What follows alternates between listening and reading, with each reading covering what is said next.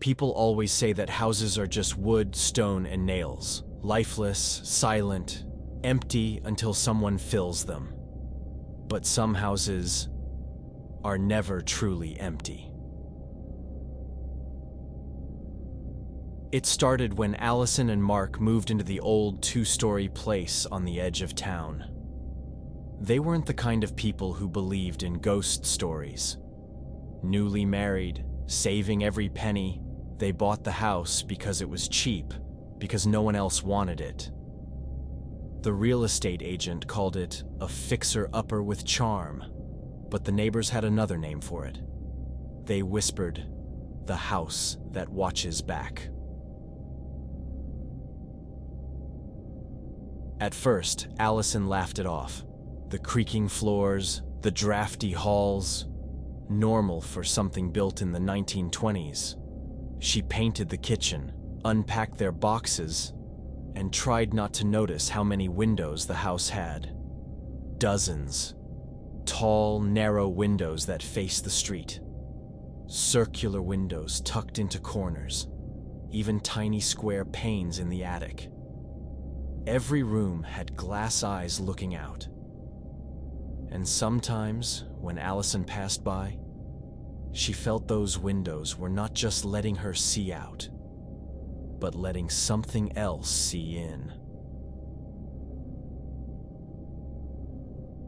The first real sign came one night, about a week after they moved in.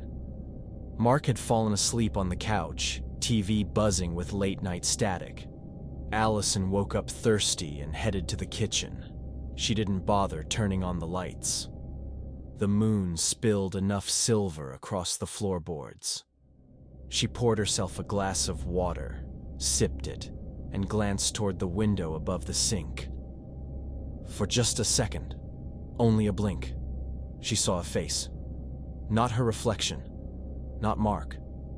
A pale face on the other side of the glass. Hollow eyes.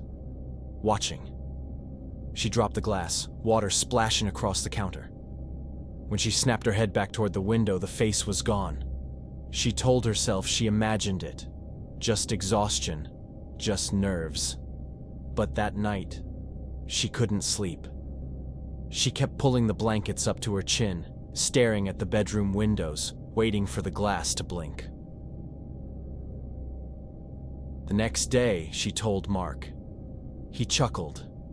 "Allie, it's an old house." "You were tired. Probably saw your own reflection." But when he turned away, his voice softened.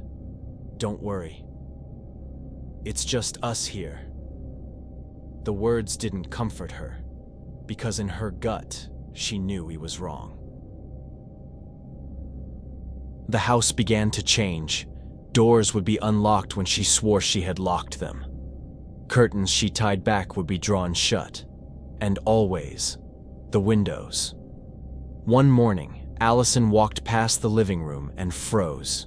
Every single window was open, all at once. The autumn air blew through the house like a sigh. Mark swore he hadn't touched them. He got angry when she pressed him, but Allison noticed something in his eyes. Fear he refused to admit. A few nights later, Mark woke to find Allison standing in the hallway at 3 a.m., staring at the tall window above the staircase. "Allie," he whispered. She turned her head slowly, her face pale. "It blinks," she said. "What?" "The window. I saw it blink." From then on, the house didn't hide. Shadows moved across glass when no one was outside. Reflections lingered too long, like someone standing just behind them. Sometimes, Allison swore she saw her own face in the window, but smiling when she wasn't. She began avoiding mirrors. She began avoiding daylight. And she began noticing that the house seemed to know her better each day. It shifted. Rooms felt smaller.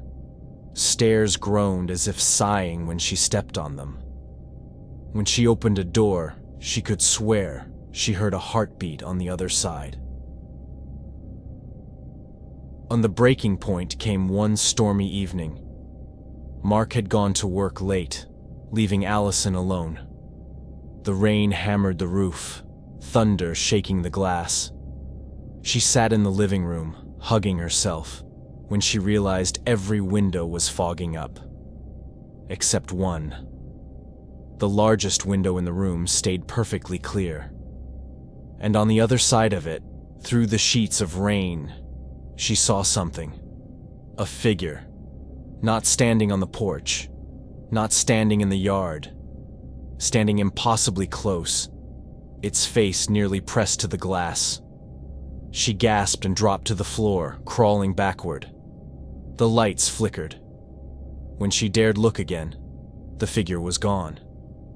But on the glass, a wet handprint remained. When Mark came home, Allison begged him to leave. "This house doesn't want us here," she whispered. "It's alive. It's watching." But Mark shook his head. "We can't just pack up and go.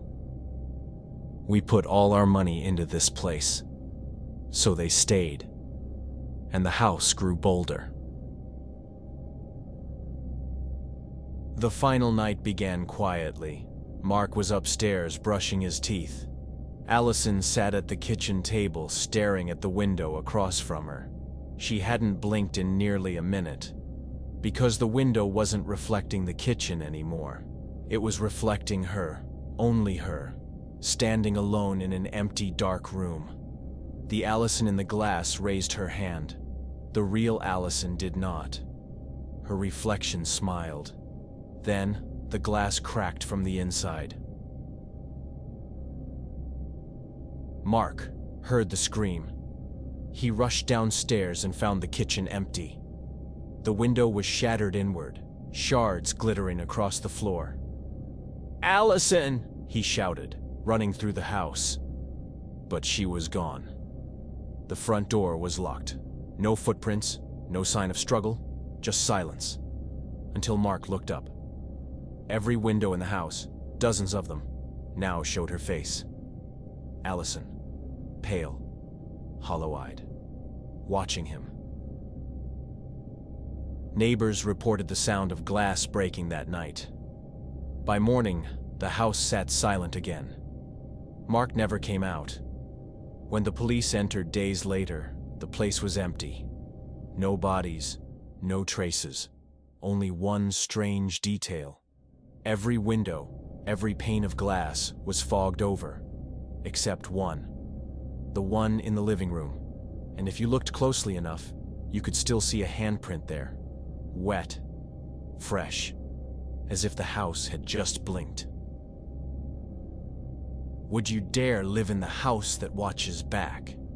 Comment below if you've ever felt like a window, or a mirror, was staring right at you.